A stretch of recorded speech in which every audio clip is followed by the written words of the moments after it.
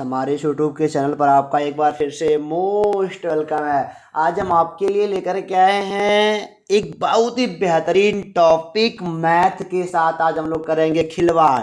आज की टॉपिक है किसी भी बड़ी से बड़ी संख्या का घनमूल निकालना। आज हम निकालना सीखेंगे घनमूल कैसे निकाला जाता है किसी बड़ी से बड़ी संख्या का। तो आज हम शॉर्ट ट्रिक सीखेंगे, वैदिक गणित सीखेंगे, तो आपको बेहद इंटरेस्ट आने वाला है। तो चलिए बिना देर करे हुए शुरू करते हैं टॉपिक को। और हाँ, एक बात और बता दूं, अगर आपको टॉपिक समझ में आता है, वीडियो समझ में आती है, आपके माइंड को अच्छा लगता है, तो आप कमेंट बॉक्स में हमको अवश्य बताएं, ताकि हम आपके लिए बेहतर से बेहतर वीडियो क्रिएट कर सकें और आपके लिए मतलब कि जो आपके लिए नॉलेजफुल हो। तो चलिए शुरू करते हैं टॉपिक। देखो जरा, अब देखो यहाँ पे हमने कुछ संख्याओं को लिख दिया। अगर आप देखने को पा रहे हो ना, यहाँ पे कुछ संख्याएं हैं, मतलब कि ये है ना, देखो यहाँ पे क्यूब लगा है। रूट के अंदर यहाँ क्यूब होता है तो उसे बोलते हैं मतलब घनमूल निकालना होता है वो, ठीक है ना। तो ये जान लीजिए आप, अगर यहाँ पे मान लो 3 ना होता तो स्क्वायर हो जाता है, स्क्वायर रूट उसे बोलते थे। लेकिन यहाँ पे 3 होने की वजह से क्या है, यह इसका मतलब हमको पता चलता है कि घन मतलब कि घनमूल निकालना है इसका। तो पहली बात तो पहले जानिए घनमूल क्या होता है। तो आपको मैं बता दूं बेटा, घनमूल जैसे कि मान लो आपके पास यहाँ पे है, यहाँ पे रूट में चलो मान लो यहाँ पे 8 है, ठीक है ना, यहाँ पे 3 होता है यहाँ पे। तो ऐसे करते क्या है, यहाँ पे 8 को ब्रेक करते हैं फैक्टर्स में, तो 2 मल्टीप्लाई बाई 2 मल्टीप्लाई बाई 2 आता है। तो अगर मतलब यहाँ 3 होने की वजह से ये होता है कि अगर 3 का ट्रिपलेट बन जा रहा है, अगर तीन तीन लोगों का ट्रिपलेट बन जा रहा है, यानी कि एक ही संख्या 3 बार अगर आ जा रही है, तो हम बोलते हैं कि इसका जो 8 का मतलब कि जो घनमूल होगा ना, वह 2 होगा। तो आप इस बात को बेहद अच्छे तरीके से जानते होंगे। तो चलिए चलते हैं शॉर्ट ट्रिक पर अपने, ठीक है ना, इसको मिटाते हैं। तो पहली बात तो आपको याद करना पड़ेगा, 1 से लेके 10 तक की संख्याओं का ऐसे घन याद करना पड़ेगा। 1 का घन 1 होता है, 2 का घन 8 होता है, 3 का 27 होता है, 4 का 64, 5 का 125, 6 का 216, 7 का 343, 8 का 512, 9 का 729, 10 का 1000। तो उम्मीद करते हैं कि आपको याद होगा, अच्छे तरीके से याद होगा, कोई दिक्कत नहीं है, ठीक है ना। अब देखो, हमको बस गौर करना है कि 1 के क्यूब के अंत में 1 आता है, 2 के क्यूब के अंत में 8 आता है, 3 के क्यूब के अंत में 7 आता है, 4 के क्यूब के अंत में 4 आता है, 5 के अंत में 5 आता है, 6 वाले के अंत में 6 आता है, 7 वाले के अंत में 3 आता है, 8 वाले के अंत में 2 आता है, और 9 वाले के अंत में 9 आता है। 0 वाले के अंत तो खैर 0 आता ही आता है। तो आप देख रहे हो ना, 1 यहाँ पे है, 2 यहाँ पे है, 3 यहाँ पे है, 4 यहाँ पे है, 5 यहाँ पे है, 6 यहाँ पे है, 7 यहाँ पे, 8 यहाँ पे, 9 यहाँ पे। यानी कि 9 जो शुरुआत के अंक है ना, इन 9 के क्यूब अंत में छिकाए हुए हैं, ऐसे कह सकते हो। सभी लोगों के पास सारे अलग अलग अंक होते हैं क्यूब वाले में।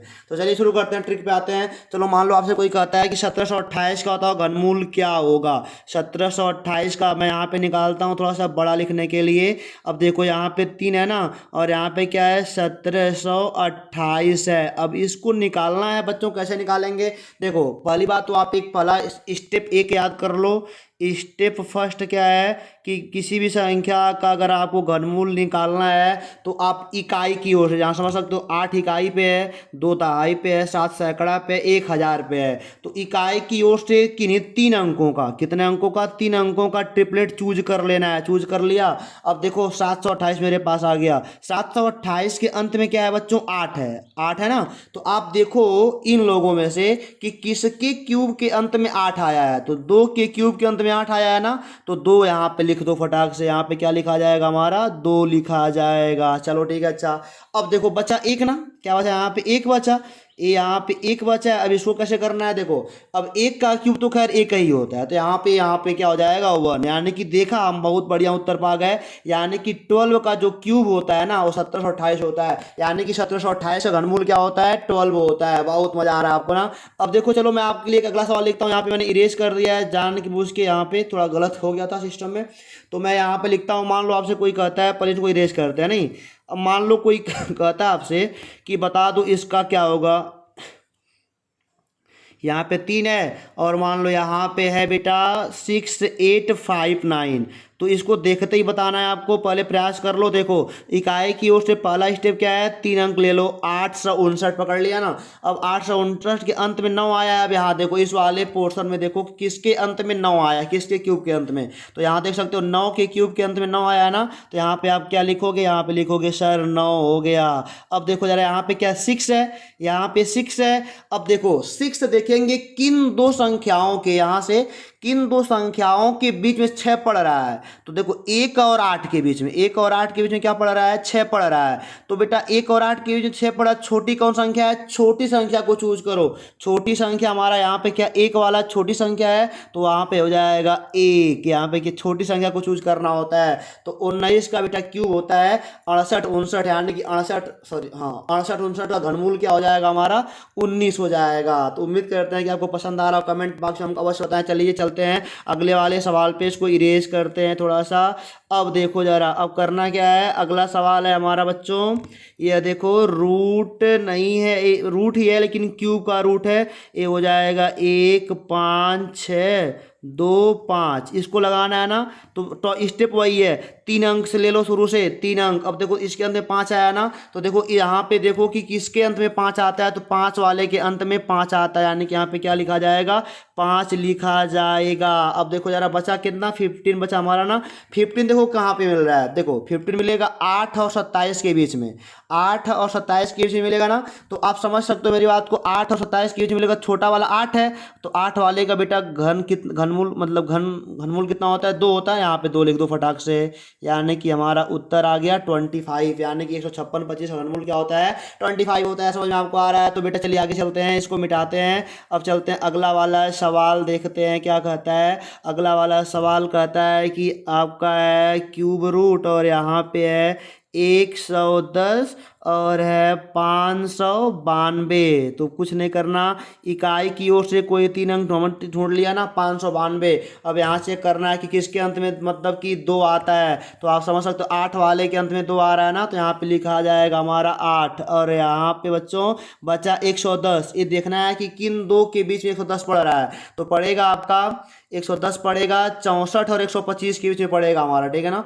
64 और 25 के बीच से हमारा ए पड़ेगा। तो आप समझ सकते हो छोटा वाला कौन सा होता है, 4 वाला छोटा वाला है ना, तो यहाँ पे लिखा जाएगा 4, यानी कि 48 होगा। इसका क्यूब कितना होगा, अरे घनमूल कितना होगा, क्यूब रूट कितना होगा, 48 हो जाएगा। अब देखो इनको इरेज करते चलते अगले सवाल पे बेटा। अगला सवाल आपका होमवर्क है, ठीक है ना, ये वाला आपका होमवर्क है, यानी कि हमको कमेंट बॉक्स में आप बताओगे इसका उत्तर कितना आएगा, और यही बताओगे आपको समझ में आ रहा है कि नहीं आ रहा है। चलते बेटा अगले वाले सवाल पे। अब ये वाला सवाल देखते हैं, अगला वाला, इसको पहले इरेज करते हैं होमवर्क। अब यहाँ पे हो गया हमारा सवाल है अगला वाला, ये है क्यूब रूट में, यानी कि यहाँ पे 3, और ये वाला है बेटा 4 9 3 0 3 9। अब देखो जरा करना क्या है, शुरू इकाई से 3 अंक उठाना है। अब देखो इकाई से 3 उठा लिया ना, देखो 9 किसके अंत में आ रहा है, तो बेटा हमको लग रहा है कि 9 वाले के अंत में 9 आ रहा है, यानी कि यहाँ पे क्या हो जाएगा हमारा 9 आ जाएगा। और बचा 3 अंक, 493 किन के पीछे पड़ रहा है, तो आप समझ सकते हो 493 पड़ेगा 343 और 512 के बीच में। छोटा वाला 343 का क्यों मतलब कि घनमूल कितना आएगा 7, यानी कि 79 आएगा इसका उत्तर। और अंतिम वाला सवाल तो देख सकते हो यार, इकाई से 3 अंक ढूंढ लो, 0 तो वही पे करेगा। और 512 का क्या होता है बच्चों, 512 का होता है 8, नहीं बस देखा, इसका होएगा 80। तो उम्मीद करते हैं कि आपको वीडियो काफ़ी पसंद आया, अगर आपको समझ में भी आया होगा, तो समझ में आ रहा है तो कमेंट बॉक्स में हमको अवश्य बताएं। और आप ऐसे मतलब कि ऐसे आप तमाम बड़े बड़े संख्याओं का घनमूल तुरंत ही 5 सेकंड के अंदर बताएंगे, और मैं आपको लेके चलता हूँ और बड़े वाले घनमूल मान लो निकालना हो आपको, तब क्या करेंगे, तो मतलब अधिकतम 6 अंक तक का हो गया। और एक बात नोटिस करना, हमारी बात एक बात नोट कर लो माइंड में, कि मान लो कोई बंदा आपके साथ खिलवाड़ करना चाह रहा है तो कर सकता है, क्योंकि जानते हो अब बच्चा सोचता है कि यहाँ पे है 4 9 3 और मान लो 1 3 9, मान लो आपसे मजाक में कोई कह दे इसका घनमूल निकालो, तो आप अपना दिमाग लगाओगे, मतलब कि शॉर्ट ट्रिक ढूंढने लगोगे, है ना। लेकिन बेटा अब इसका तो यहाँ पे 0 होता है ना, तो यहाँ पे गलतियाँ हो सकती हैं, यानी कि ये ट्रिक तभी काम करेगा जब मतलब कि वास्तव में संख्या किसी का मतलब कि घन रहेगा, तभी वो काम करेगा।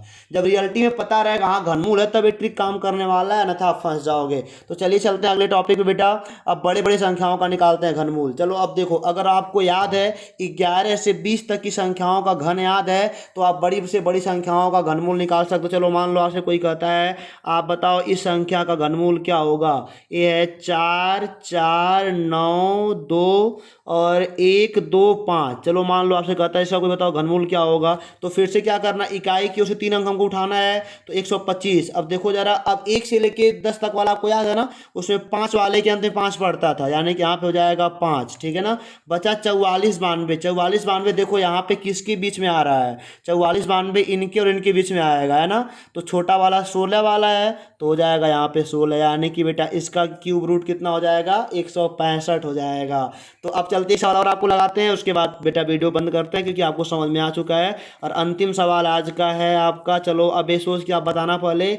ये मान लो आपसे कोई कहता है कि क्यूब रूट जो है ना, यहाँ पे 30 है, 48 है और 625 है, तो क्या करेंगे। आप देखो पहले इकाई की ओर से कोई 3 अंक ढूंढना है। 625 किसके अंत में आता है, 5 वाले के अंत में 5 आता है ना, यहाँ पे 5 वाले के अंत में 5 आता है, 5 लिख दो। और 30 48 किसके बीच में है, इसको देख लो। तो आप समझ सकते हो इनके और इनके बीच में, तो छोटा वाला 14 हमारा है, तो यहाँ पे क्या हो जाएगा 14, यानी कि 30 48 625 का घनमूल कितना आएगा, 145 आएगा। तो आपको वीडियो काफ़ी पसंद आया होगा, तो वीडियो पसंद आया तो आप कमेंट बॉक्स में हमको बताएं। और ऐसे आप होमवर्क ले लो हमसे एक, और होमवर्क ले लो, आपको निकालना होगा इसका, आप बताओगे 152 और 0875। आप इसका उत्तर हमको कमेंट बॉक्स में अवश्य बताएंगे।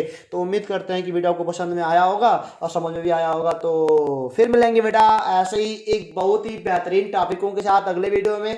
तब तक के लिए आप पढ़ते रहो, छुट्टियों का आनंद उठाते रहो। All the best.